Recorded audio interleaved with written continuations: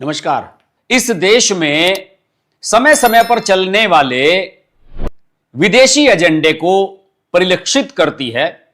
विदेशी एजेंडे के आधार पर किस तरीके से नैरेटिव्स खड़े किए जाते हैं और बड़े बड़े लोगों को शिकार बनाया जाता है, उसका जीता जागता प्रमाण है। आप समझ गए होंगे, और अगर नहीं समझे हो तो मैं आपको बता देता हूं। ब्रजभूषण शरण सिंह पर आरोप लगे थे, कुछ साल पहले की बात है, मेरे ख्याल में 2 साल होने वाले हैं, लोकसभा चुनावों से शायद पहले की बात है, कि उन पर शोषण के लोग आरोप लगाए गए थे। कुछ महिला पहलवान, विनेश फोगाट, उसके पति और कुछ अन्य पहलवानों ने जो हरियाणा से आते हैं, उन्होंने जंतर मंतर पर धरना शुरू किया था।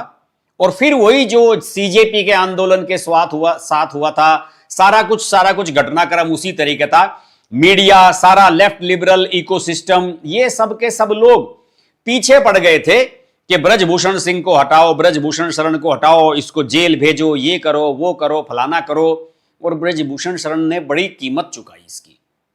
उन्हें कुश्ती संघ के अध्यक्ष पद छोड़ना पड़ा, दोबारा वो चुनाव नहीं लड़ पाए। चुनाव अपने आदमी को जितवाया तो उसको भी खारिज कर दिया गया।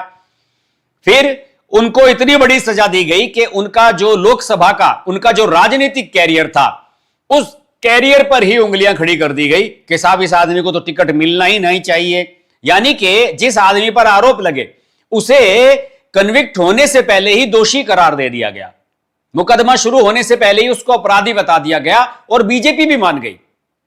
ब्रजभूषण शरण सिंह के खिलाफ इतनी सख्त कार्रवाई की गई, बीजेपी ने साफ कहा कि आपको टिकट नहीं देंगे, और इसका खामियाजा बीजेपी ने बहुत बड़ा भुगता। उत्तर प्रदेश में ठाकुरों में विरोध हुआ, जनरल वीके सिंह का जो टिकट कटा उसका विरोध हुआ, ब्रजभूषण शरण सिंह का टिकट अंतिम समय में डिक्लेयर किया गया उनके बेटे का, उसका भी बड़ा रिएक्शन हुआ, और बीजेपी लोकसभा चुनाव में उत्तर प्रदेश में नंबर 2 की पार्टी बन गई। और आज दिल्ली की राउज एवेन्यू कोर्ट ने ब्रजभूषण शरण को महिला पहलवानों के यौन शोषण मामले में बाइज्जत बरी कर दिया है। कोर्ट ने ब्रजभूषण शरण सिंह को यौन उत्पीड़न, पीछा करने, आपराधिक धमकी देने, जितने भी आरोप उन पर लगाए गए थे, उन सब से बरी कर दिया है। ब्रजभूषण सिंह शरण के पास उनके साथ उनके जो रेसलिंग फेडरेशन थे, उसके पूर्व सहायक सचिव थे विनोद तोमर, उनको भी आरोपी बनाया गया था, उनको भी बरी कर दिया गया है। Additional chief judicial magistrate Ashwani Panwar ने फैसला सुनाते हुए कहा कि अभियोजन पक्ष यानी कि प्रोसिक्यूशन कानूनी मानकों के आधार पर आरोपों को संदेह से परे, बियॉन्ड रीजनेबल डाउट, साबित करने में विफल रहा है। कोर्ट ने बरी करने का आधार सबूतों के अभाव, शिकायतकर्ताओं के बयानों में विरोधाभास और शिकायत दर्ज करने में देरी को बनाया है। फैसले पर रिएक्शन आ गया है विनेश फोगाट का, जो इसको लीड कर रही थी। उसने कहा कि जो ऑब्वियस सा रिएक्शन था कि ब्रजभूषण शरण सिंह ने अपने बाहुबल के दम पर कई लड़कियों को धमकाकर उनकी शिकायतें वापस करा दी, ये करा दिया। और जो उनके वकील हैं, सरकारी वकील, उनका कहना है कि हम अभी विस्तृत फैसले की कॉपी मिल जाए, उसके बाद समीक्षा करने के बाद ऊपरी अदालतों में जाएंगे। ठीक है, यह मामला लंबा चलेगा, मैं मानता हूं। इसमें सबसे बड़ी कमी क्या थी पता है आपको? अदालत में ब्रजभूषण शरण सिंह के वकीलों ने यह साबित कर दिया कि साहब जब ये जिस वक्त में, जिस ड्यूरेशन में इन सब महिला पहलवानों ने आरोप लगाए थे ब्रजभूषण शरण सिंह के खिलाफ कि इन्होंने हमारा उत्पीड़न किया, उस समय वो वहां उन घटनाओं पर थे ही नहीं। उन्होंने बात की कि फला देश में हम गए थे, वहां पर हुआ, उस समय ब्रजभूषण शरण सिंह दिल्ली में थे। उन्होंने कई इसके पुख्ता प्रमाण दिए। उन्होंने यह भी बताया कि एक महिला पहलवान कह रही है कि वहां पर मेरे साथ बदतमीजी हुई, दूसरी महिला पहलवान कह रही है कि उस दिन तो वो वहां पर थे ही नहीं। एक वो यूपी की पहलवान है काकरान, उसने बाकायदा इस बारे में बयान दिया था। तो इस तरीके से एक व्यक्ति को, जिसका 40-50 साल का सामाजिक जीवन है, जिसका एक लंबा चौड़ा कैरियर है, जो जिस भी पार्टी में रहा वहां से लोकसभा का चुनाव जीत करके आया, मास लीडर है, कम से कम 30-40 ऐसी विधानसभा सीटें हैं जिन पर उनका प्रभाव है, कम से कम 50 एजुकेशनल इंस्टीट्यूट जिसके चलते हैं और बहुत शानदार चलते हैं, लाखों लोगों को शिक्षा दी है, लाखों लोगों को, हजारों लोगों को नौकरियां दी हुई हैं अपने इन कॉलेजेस में, शिक्षण संस्थानों में। उस ब्रजभूषण शरण सिंह को पहले ही कन्विक्ट कर दिया गया। और इस सब में सबसे आगे था मीडिया। अजीत, अंजुम, आरफा खानम शेरवानी, रवीश कुमार, आशुतोष, अभिसार शर्मा, सारे के सारे लगे हुए थे कि ब्रजभूषण शरण, ब्रजभूषण शरण। और आज कोई नहीं बोल रहा है। आज ब्रजभूषण शरण सिंह के समर्थन में कोई वीडियो नहीं बनाएगा। उस समय सब लोग वीडियो बना रहे थे। अजीत अंजुम दिन रात पड़ा हुआ था जंतर मंतर पर। आज कोई वीडियो बनाए? आज सबके पास एक लॉजिक वही होगा जो विनेश फोगाट दे रही है कि बाहुबल है, बयान बदलवा लिया गया। ऐसे ही कहा जाता है। अगर कोई उत्पीड़न हुआ है आपके साथ, आपके ऊपर कोई जुल्म हुआ है, तो आपको डर किस बात का है? आप दीजिए बयान, क्यों बदल रहे हैं? और ये जितनी भी महिला पहलवान जिन्होंने आरोप लगाए थे, इनमें से आज कोई भी एक्टिव नहीं है। विनेश फोगाट तो कई बार हार चुकी है। उसके बाद इसके पति ने तो लड़ाई झगड़ा करके इसको जितवाया, अगले राउंड में भिजवाया, उसके बाद भी ये नेशनल लेवल का टूर्नामेंट भी नहीं जीत पाई।